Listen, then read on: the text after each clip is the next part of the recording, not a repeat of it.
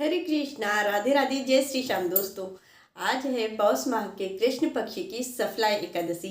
सबसे पहले आप सभी दोस्तों को सफला एकादशी की बहुत बहुत बहुत सारी बधाइयाँ। अभी मैं करने जा रही हूँ सफला एकादशी व्रत की कथा।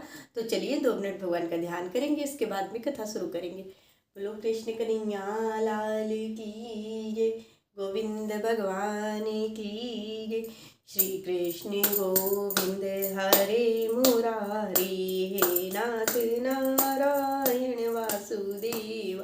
श्री कृष्ण गोविंद हरे मुरारी, हे नाथ नारायण वासुदेव। हे नाथ नारायण वासुदेव, हे नाथ नारायण वासुदेव। श्री कृष्ण गोविंद हरे मुरारी, हे नाथ नारायण वासुदेव। बोलो कृष्ण कन्हैया लाल की जय। सफला एकादशी को भगवान विष्णु की नारायण रूप की पूजा की जाती है। पूजा में भगवान विष्णु की अथवा श्री कृष्ण की प्रतिमा की पूजा अर्चना करनी चाहिए। दोनों ही स्वरूपों में साक्षात परब्रह्म हैं। इस व्रत को करने से समस्त कार्यों में सफलता मिलती है, इसलिए इस एकादशी का नाम सफला एकादशी है। युधिष्ठिर ने पूछा, हे प्रभु, पौष माह के कृष्ण पक्ष की जो एकादशी है इसका क्या नाम है, इसकी विधि क्या है, इसमें किस देवता की पूजा की जाती है, यह बतलाइए। भगवान श्री कृष्ण बोले, हे राजश्रेष्ठ, बतलाता हूँ, सुनो। बड़ी बड़ी दक्षिणा वाले यज्ञों से भी मुझे उतना संतोष नहीं मिलता है जितना एकादशी का व्रत करने के अनुष्ठान से प्राप्त होता है। इसलिए सर्वथा प्रयत्न करके एकादशी का व्रत करना चाहिए।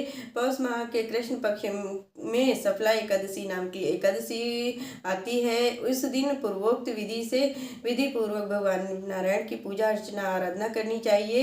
यह एकादशी कल्याण करने वाली है, अतः इसका व्रत करना आवश्यक है।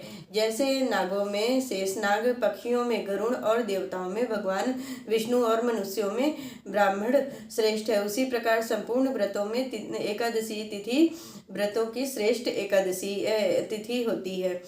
राजन, सफला एकादशी को मंत्रों का उच्चारण करके फलों के द्वारा श्री हरि भगवान विष्णु की पूजा अर्चना करनी चाहिए। नारियल के फल, सुपारी, नींबू, अनार, आंवला, बेर, लौंग और आम के फलों से भगवान श्री हरि की पूजा करनी चाहिए। इसी प्रकार धूप दीप से भगवान की अर्चना करनी चाहिए। सफला एकादशी को विशेष रूप से दीपदान करने का विधान है। रात में वैष्णव पुरुषों के साथ जागरण करना चाहिए। जागरण करने वाले को जिस फल की प्राप्ति होती है वह हजारों वर्ष तक तपस्या करने से भी फल प्राप्त नहीं होता है। हे राजन, अब सफला एकादशी व्रत की कथा सुनिए ध्यानपूर्वक। चंपावती नगरी में एक महिष्मान नाम का राजा राज्य करता था। उसके 4 पुत्र थे। उन पुत्रों में राजा का सबसे बड़ा पुत्र लुमाक महापापी था। वह सदैव परस्त्री गमन और वेश्याओं के यहाँ अपने पिता के धन को नष्ट किया करता था। वह देवता ब्राह्मण वैष्णव आदि का निरादर किया करता था। जब पिता को अपने बड़े पुत्र के बारे में यह समाचार ज्ञात हुआ तो उन्होंने उसे अपने राज्य से निकाल दिया।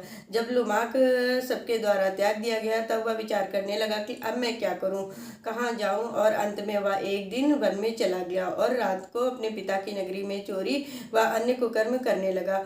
जिस वन में वह रहता था वह वन भगवान विष्णु को अत्यधिक प्रिय था। उस वन में एक पुराना पीपल का वृक्ष था जो सभी देवताओं का क्रीड़ा स्थल था। उसी वृक्ष के नीचे लुबाक रहता था। कुछ दिनों के पश्चात पौष माह के कृष्ण पक्ष की 10वीं के दिन वह वस्त्रहीन होने के कारण शीत से मूर्छित हो गया। उसके हाथ पैर अकड़ गए। सूर्य नारायण के उदय होने पर भी उसकी मूर्छा न गई। सफला एकादशी के मध्याह्न तक वह दुराचारी मूर्छित ही पड़ा रहा। जब सूर्य की गर्मी से उसे होश आया तो वह अपने स्थान से उठकर वन में भोजन की खोज में चल पड़ा। उस दिन उस दिन वह जीव को मारने में असमर्थ था, इसलिए जमीन में गिरे हुए फलों को लाकर पीपल के वृक्ष के नीचे आया। जब सूर्य भगवान अस्ताचल को प्रस्थान कर गए, तब फलों को पीपल की जड़ में रख कर कहने लगा, हे भगवान, इन फलों से आप ही तृप्त हुए। ऐसा कहकर वह रोने लगा और रात्रि में उसे नींद नहीं आई। इस महापापी के व्रत और रात्रि जागरण से भगवान अत्यंत प्रसन्न हुए और उसके समस्त पापों को नष्ट कर दिया। प्रातः ही एक दिव्य घोड़ा अनेक सुंदर वस्त्रों के साथ सजा हुआ उसके सामने आकर खड़ा हो गया और आकाशवाणी हुई, हे राजपुत्र, भगवान नारायण के प्रभाव से तेरे समस्त पाप नष्ट हो गए हैं। अब तू अपने पिता के पास जाकर राज्य प्राप्त कर। लुमाक ने जब ऐसी आकाशवाणी सुनी तो वह अत्यंत प्रसन्न होकर बोला, हे भगवान, आपकी जय हो। ऐसा कहकर वह सुंदर वस्त्रों को धारण करके अपने पिता के पास गया। उसने संपूर्ण कथा कह सुनाई और पिता ने अपना राजभार उसे सौंप दिया और वन को प्रस्थान कर गए। जब अब लुमाक शास्त्रानुसार राज्य करने लगा। उसके स्त्री पुरुष भी भक्ति में लीन थे और वृद्धावस्था आने पर वह अपने पुत्र को गद्दी देकर भगवान का भजन करने के लिए वन में चला गया और अंत में विष्णु लोक को गया। राजन, इस प्रकार जो सफला एकादशी का उत्तम व्रत करता है वह इस लोक में सुखों को भोग कर मरने के पश्चात मोक्ष को प्राप्त करता है। जो लोग यह व्रत नहीं करते हैं वे पूंछ और सींग रहित पशुतुल्य हैं। संसार में वे मनुष्य धन्य है जो सफला एकादशी के व्रत को करते हैं। उन्हीं का जीवन सफल है और उन्हीं का जीवन सफलता को प्राप्त करता है। हे राजन, उनकी महिमा जो इस व्रत की कथा को पढ़ता है, सुनता है या उसके अनुसार आचरण को ग्रहण करता है, वह राजसूय यज्ञ का फल प्राप्त करता है। बोलो कृष्ण कन्हैया लाल की जय, गोविंद भगवान की जय। मैंने आज आप सभी लोगों को सफला एकादशी व्रत की कथा सुनाई है। प्लीज़ इस कथा को ज़्यादा से ज़्यादा शेयर कीजिए और जो लोग एकादशी का व्रत करते हैं प्लीज़ उन लोगों तक इस कथा को ज़्यादा से ज़्यादा पहुंचाइए।